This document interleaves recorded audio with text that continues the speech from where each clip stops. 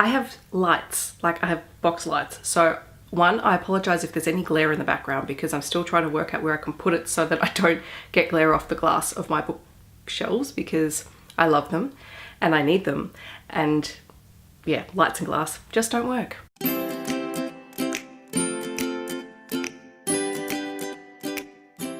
Hi guys, it's Steffi from the Novelty Corner. Welcome back to my channel. Today I'm here to do my weekly wrap up for the week of the 6th of August to the 12th of August. And this week I was reading things for Tome Topple and for book club and generally just trying to get through stuff with a head cold. So if I still sound really dodgy, that's why, because this isn't going away anytime soon. This week I read 4 books, although that's sort of debatable and you'll hear about why in a minute. One of them was a graphic novel, one of them was for Tome Topple, one of them was my book club read, which was a YA read, and the other was a short story. I read a total of 1,569 pages and my yearly reading total is up to 170 books. I should probably really start calling it 170 stories because books implies that everything is a full-size book and I count lots of other things in that. So 170 stories for the year and they've all been wonderful. The first book that I finished this week was Star Wars: The Thrawn Trilogy, which was originally written by Timothy Zahn and adapted, I forgot his name, let me check, and adapted by Mike Barron for graphic novel format. This is actually 3 stories in one, which is why I say that 170 mark and the 4 books that I read this week is debatable because this is actually 3 distinct stories. So for those of you who aren't familiar with the Thrawn Trilogy, the first story is Heir to the Empire, the second is Dark Force Rising, and the last is The Last Command. And this follows the story of Grand Admiral Thrawn. So you might remember a couple of weeks ago, I think I finished off Thrawn, which was the new book about this main character, which was a prequel and is set in the new expanded universe. This was the original story and oh my gosh, I loved it just as much this time around. And I think I mentioned last week when I talked about how I'd started reading it that I'd forgotten so much about it and how many characters were in it and all of the sort of subplots that went along with it. I think I gave it 4 out of 5 stars. What I really want to do now is actually go back and reread the actual books because I mean, you always lose something in a graphic novel adaptation. It was nice to be able to see the visuals, which you don't get in the novel. I love that you have Han and Leia and Chewie, you have all the droids, you have Luke, you have Mara Jade. This was one of the books where we first meet her.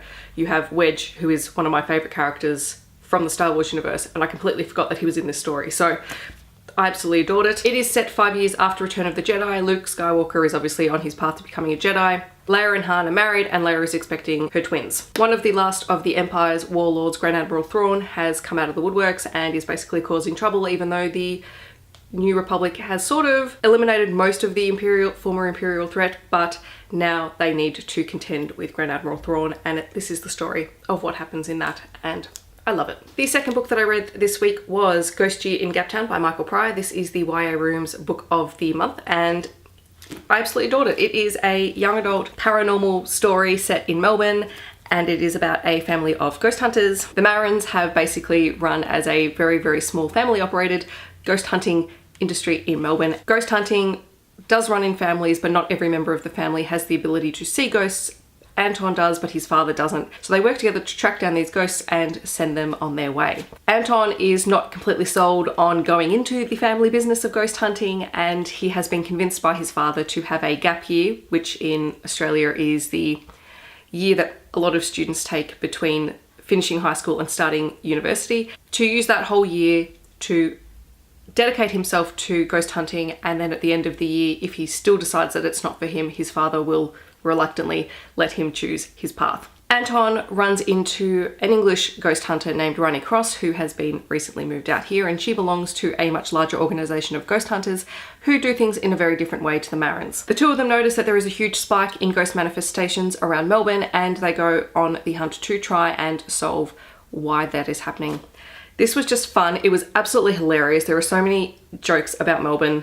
I mean, you'd understand them if you read them, but for a Melburnian, it was really quite funny to read them. Overall, I gave it about a 4.5 out of 5 stars. It was fun, it was funny, and it was a little bit creepy, but not too much, so if you don't be worried about it.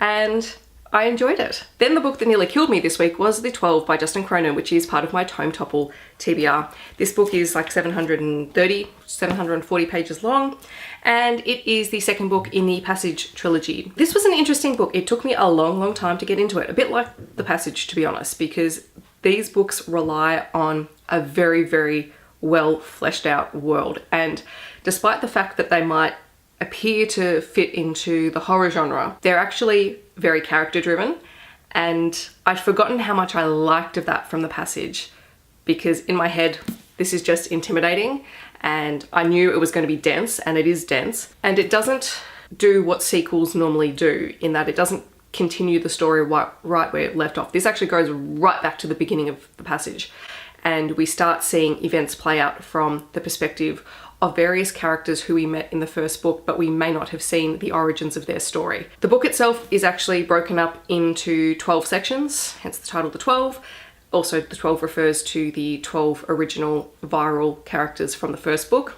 Each story tells a different section, ranging from right back at the very beginning of the story to past the events of The Passage. And I'm probably doing a terrible job of explaining this, so bear with me. What I really liked is that it takes the journey of these characters, and there's probably about half a dozen different characters that we follow, and their stories begin separate, and then it shows how their paths cross and how these stories interweave, and right until you get to the very end where you come to the conclusion, and it was just really interesting. The hardest part was getting through, I think, the second story, which was about 200 pages long, and that one was quite dense, and that was really doing a lot of setup. Subsequent stories were much shorter. They were all about 70 pages or so each, so they were a lot quicker to get through, and you could see the progression of the plot. So in the end, I gave this 4 out of 5 stars. I did really enjoy it. It does take a little bit to get into though, so be warned. The last thing that I read this week was The Grown Up by Gillian Flynn. I read it on my Kindle. It is a short story. So this is the story of a woman faking it as a psychic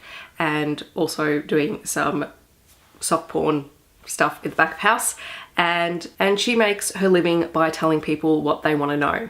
Until one day, a lady walks in and suddenly she is thrown into a world which she doesn't really quite believe in herself, and she has to make sense of it. Her client Susan has recently moved into a new house with her husband and her stepson. Susan is convinced that something malevolent is haunting her house, and so our main character is called in to do some cleansing. Seeing the opportunity to make some money, she goes along with this plan obviously, and then along the way begins to question whether or not the house is actually haunted and what is going on behind the scenes.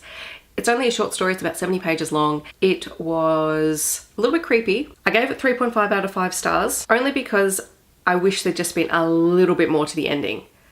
Just something to push it over. Although that said, this is the first Gillian Flynn book that I've read. I've seen Gone Girl, and I'm not going to read Gone Girl because I've seen it and I know what the ending is. And I do have Sharp Objects on my TBR to read at some point, but I thought I had a couple of minutes to sit down and read the short story, so I did, and I'm glad I did. I actually like her writing style, and I liked this character that she developed, and we never even learned her name. But yes, I wish the ending had just been a little bit more. Okay, so these are all the books that I read. Yay! Okay, so these are all the books that I read, which is pretty good considering this week. This week I'm going to be participating in the 7 Books in 7 Days Readathon Challenge, which is being hosted this round by Ashley from Said the Story. My TBR for that is actually going to go up late. It's going to go up on Wednesday just because of video scheduling and whatnot. That's pretty much what I've got planned. I've also got to try and get through Lost Stars by Claudia Gray. It's part of Tome Topple, so fingers crossed. I hope that wherever you are in the world, you're having a wonderful day, and I will catch you guys in my next video. Thank you so much for watching. Bye guys.